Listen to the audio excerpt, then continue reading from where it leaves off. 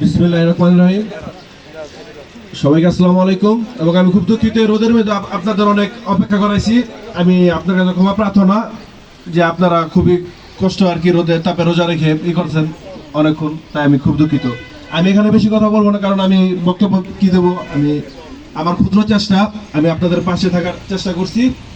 ঈদ সামগ্রী উপহার দেবো, তো এখানে বক্তব্য দেওয়ার কিছু নাই। তো সবাই আমার জন্য দোয়া করবেন। এবং দেশনায়ক তারেক রহমান পক্ষ থেকে আমার নেতা জাকির খান, তার উদ্যোগে আর কি আমি আপনাদেরকে এই সামগ্রীগুলো পৌঁছায় দিলাম।